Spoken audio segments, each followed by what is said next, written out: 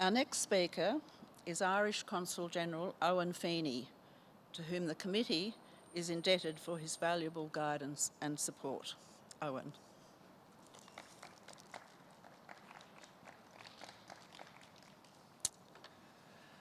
Accardia, it's more and pleasure dom if I shall live in you and Gortamore a Howard.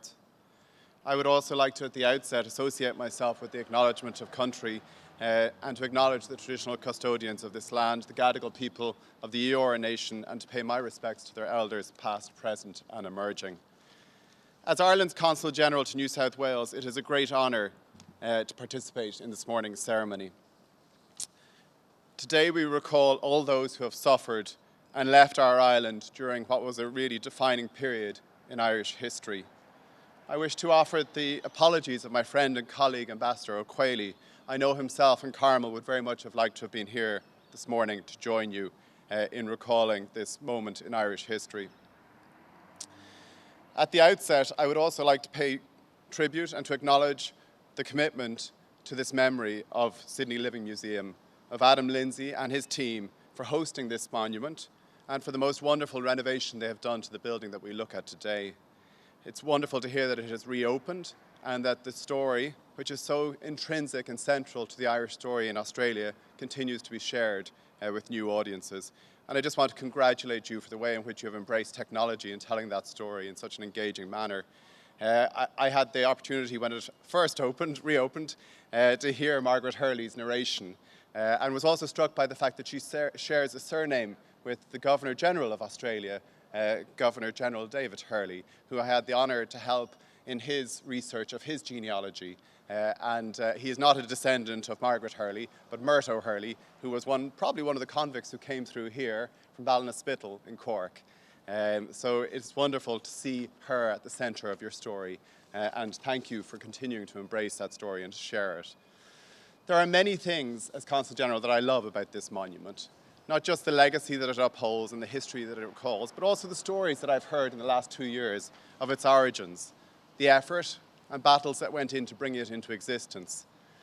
These were not unlinked to its location, which also really appeals to me. And finally, I love it for its striking design and the fact that it is so thought-provoking and different to many other monuments you see around the world. Let me start with the monument's origins. In those origins, I see a conversation between visiting heads of state of Ireland and the Irish community here in Sydney.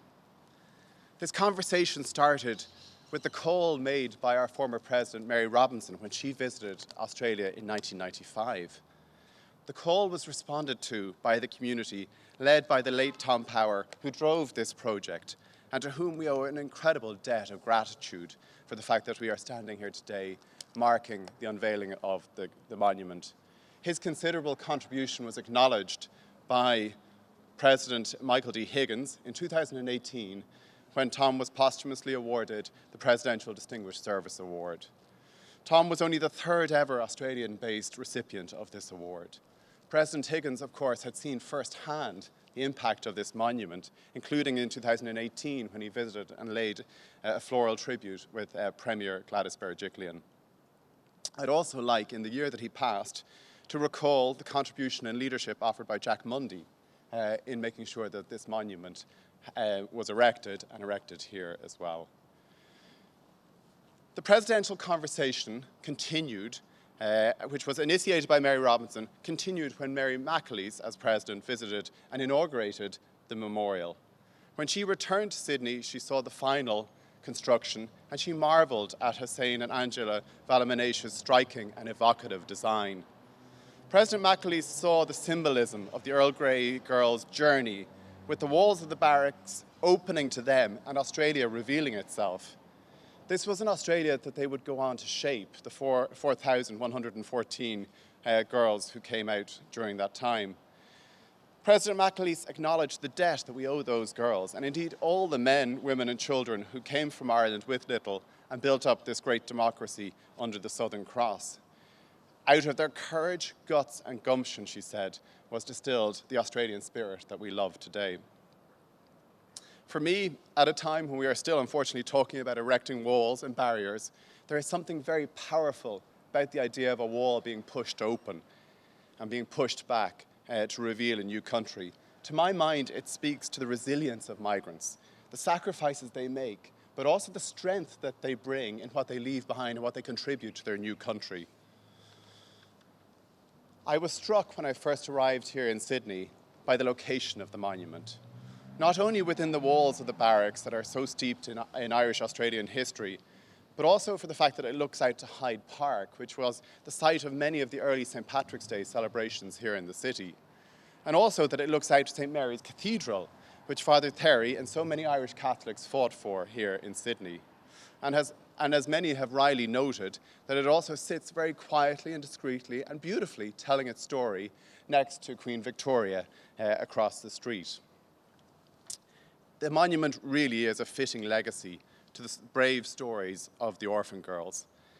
And that legacy today is continued through the work of the committee in supporting refugees and the education of young women who have made their own challenging journeys to make a new life in Australia. And it is another part of the monument and the work that the committee does that really appeals to me. I look forward to meeting Maximilian and Zainab and congratulate you in person on your well-deserved prizes today. Before finishing, I'd like to pay tribute to Trish Power and her committee for all the incredibly hard work they put into organising today's ceremony. I love how you have taken the restrictions of COVID and turned it on its head and opened it up to a global audience, and that you can have some of the descendants of the 4,000 girls watching from their living rooms, maybe from their bed on a Sunday morning, and hopefully enjoying today's ceremony. I also want to pay tribute to the work of the committee for their wider commemorations of the famine, sharing the stories of the orphan girls, and upholding the legacy by supporting women who have come to Australia and overcome adversity to make new lives. Your committee are among the most active members of our community, and we are very lucky to have you. And thank you for the work that you do, not just in terms of this incredible monument and maintaining the story, but also for the wider community as well. It is hugely appreciated. I'm really looking forward to hearing Cliona and Jackie in a couple of minutes, and thank you for joining us. Finally, it is important that we recall, I think, that the messages of resilience and hope, what Mary McAleese as president described as the courage, guts and gumption of the girls who came here, that we can take messages, I think, of resilience and hope from that. Messages and emotions that are perhaps more important right now than any time they will be during our lifetimes, and that we need more than ever. So once again, I'd like to thank the committee for organising today's ceremony, and thank you all for joining us, both here and virtually. And I look forward to hearing the music. Thank you.